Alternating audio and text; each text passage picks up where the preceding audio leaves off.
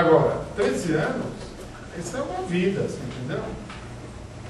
Se você, por exemplo, no começo da crise do movimento operário tinha 30, hoje você estaria com 45.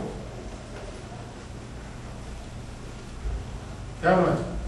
É o caso de muitos aqui que estavam nos 30, quando achavam que iam abiscoitar com maior facilidade o poder da burguesia, e depois tiveram que enfrentar 15 anos de vacas magras.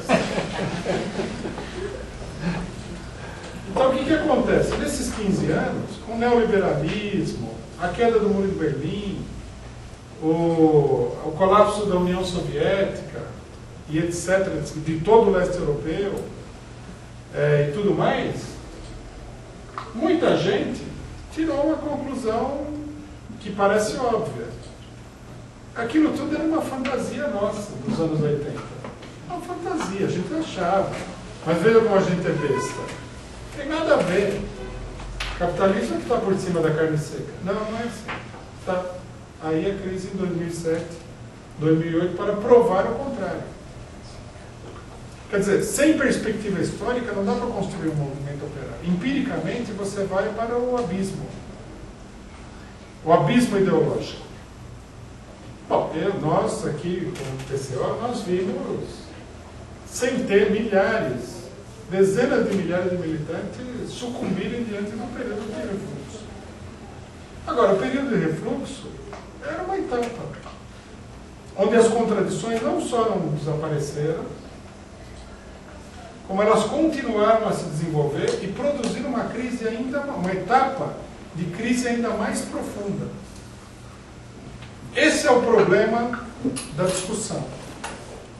Falar que a AIG nos Estados Unidos afundou, que agora até o New York Times teve que vender o prédio, estava falando que o Chicago Tribune, hoje eu passei um arquivo de notícias, estava lá, eu tenho um arquivo de notícias da crise econômica, estava lá, Chicago Tribune. A crise é mais feia do que parece. Sem dúvida nenhuma. É bem mais feia do que parecia para eles naquele momento. Talvez eles estivessem falando até de experiência própria, né? Porque foi a falência do Chicago Tribune.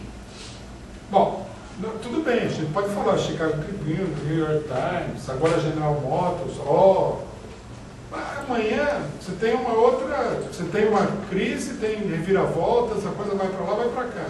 Se você não consegue distinguir o fio condutor do problema, você está como um navio que estivesse no meio do mar sem bússola. Então você fala, bom, o tempo está ótimo, mas e aí? Onde é que é o norte, onde é que é o sul? Para onde é que você está indo? Você não tem controle nenhum, não tem consciência nenhuma. Então, por isso, o problema fundamental é fazer uma discussão profunda para situar concreta e claramente qual é a perspectiva ideológica. Quer dizer, num certo sentido, a gente pode tirar uma conclusão muito bem estabelecida. O que nós pensávamos no período de refluxo estava absolutamente certo.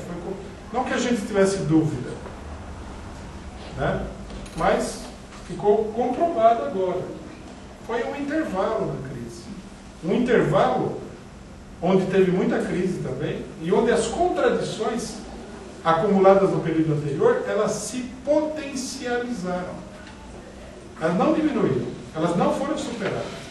A queda do Muro de Berlim não resolveu o problema do capitalismo. Ao contrário, a queda do Muro de Berlim agravou as contradições.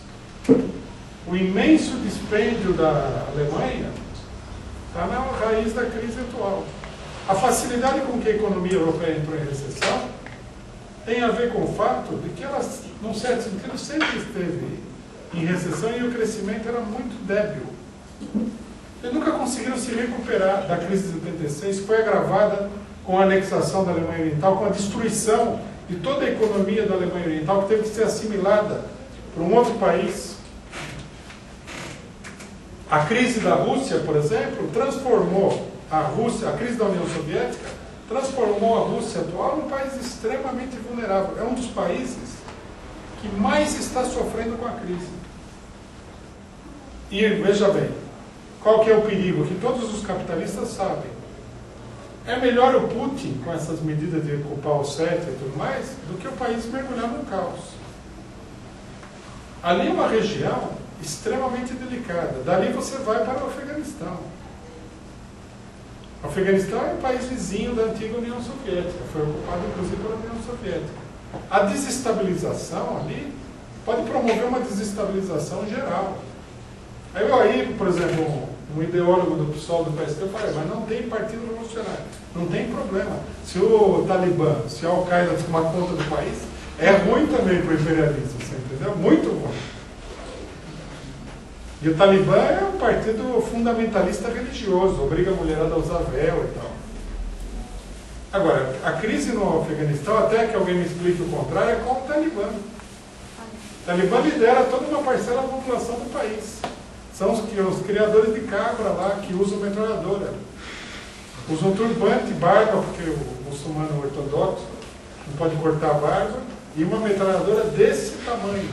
Na semana passada, destruíram uma frota de 160 carros de combate da OTAN. Não é o partido trotskista, não é o Marx, não é o Lenin, com certeza. O chefe do Talibã não é o Lenin. Mas não quer dizer que seja tranquilo. A desestabilização e o caos vão aprofundar a crise nos países imperialistas centrais. Não há dúvida nenhuma. Então, quer dizer, é necessário colocar a coisa em primeiro lugar. E o mais importante de tudo é isso. Que nós não podemos adivinhar qual é o rumo da crise econômica. Tá certo? É claro que vem uma recessão, é claro que isso daí vai gerar uma crise social enorme, porque a maioria das pessoas já está por um fio. Agora o pessoal vai perceber, a hora que a crise bater com força, todo mundo vai perceber o quanto perdeu nos últimos 15, 20 anos. Isso é muito importante, porque o pessoal pensa que não é nada, porque havia um certo equilíbrio da moeda. Mas a hora que a pessoa vê que não tem emprego, que não tem direitos trabalhistas, que as empresas estatais foram todas liquidadas, que não tem previdência, que não tem sistema de saúde, que não tem educação, que não tem aposentadoria, ele não tem nada. Vai ser uma coisa aterradora. Bom, se calcula que o mundo é capaz de atravessar nesse período de crise a maior onda de fome que já assolou o globo terrestre em todas as épocas. Centenas de milhões de pessoas vão passar fome. Por que centenas de milhões de pessoas vão passar fome? Porque a estrutura econômica capitalista ela é extremamente débil. Ela cortou na carne para poder recuperar a lucratividade e fracassou. A crise atual ela é mais uma doença em cima das doenças anteriores. Quer dizer, isso daí é importantíssimo. Tá? Mais importante, por exemplo, do que tirar um programa contra a crise, expropriação dos bancos e tal. Qual é a perspectiva histórica da classe operária diante da crise? Esse deve ser o debate. E esse debate, nós não temos nenhuma pretensão de esgotá-lo nessas palestras.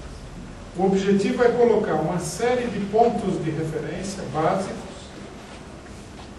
abrir o debate, suscitar os problemas fundamentais, procurar colocar uma parcela desses problemas em perspectiva e tudo mais.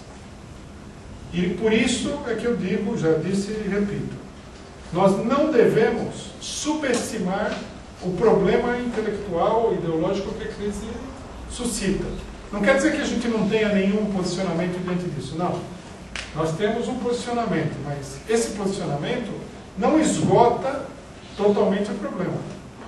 É necessário muito mais discussão para esgotar o problema. Nesse sentido, nós estamos aqui simplesmente iniciando um debate, digamos assim, dando o pontapé inicial num debate que o partido